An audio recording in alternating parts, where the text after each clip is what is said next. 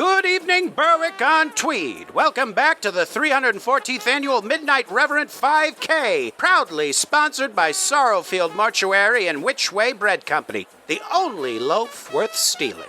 We're just moments away from the starting bell as our beloved local revenant, Lord Vellum of the Filthy Ledgers, once again claws his way out of Plot 6 to begin his nightly tour of shame and torment. Let's check in with our trackside correspondent, Bud Dupree, down at Corpse Corner. Bud? Thanks, Todd. I'm standing about 5 feet from where Lord Vellum's decomposing claw will erupt through the dirt at any second now. The crowd is electric, and I gotta say, the smell is sickening.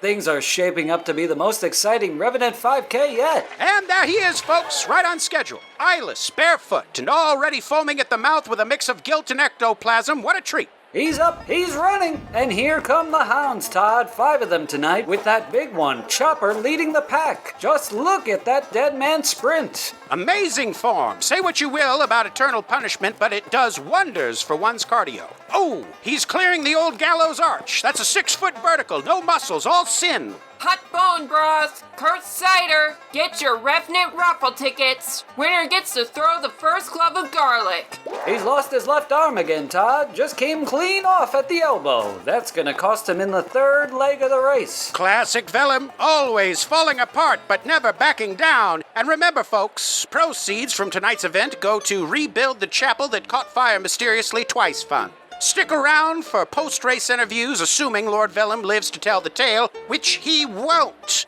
because he's already dead.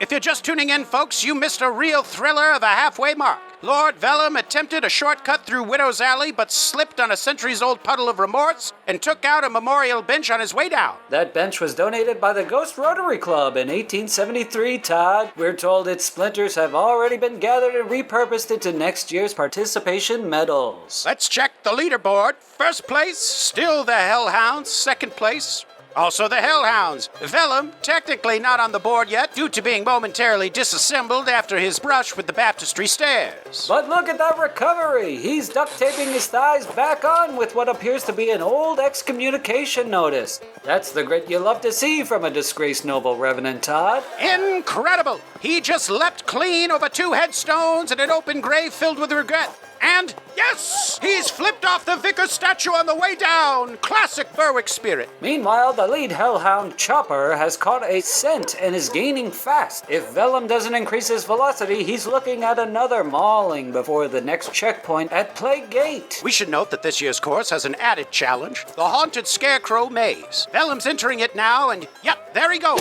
immediately punched in the face by a ghost farmer. That's a 5-second penalty. Oh my God! He just vaulted the haunted wishing well, using only his remaining femur as a pole. I haven't seen that move since the 91 Undead Olympics. And here he is. He's rounding the old gallows post in the final stretch. The dogs are nipping at his heels. Literally, his heels are now off. He's sprinting, dragging 1 foot, and screaming something unintelligible about unpaid debts and eternal fire. And he makes it! He's in the ground! Hounds vanish in a puff of sulfur and unresolved trauma. Folks, we have ourselves another Berwick miracle! And that is your 314th Annual Revenant 5K. What a night, what a court. Join us next year for the inaugural Melrose Midnight Marathon featuring a disgraced priest and a haunted scythe and 3 friars being a real bitch about the cold. Till next time, stay safe out there, keep your sins confessed, and remember, if you hear hounds howling, run!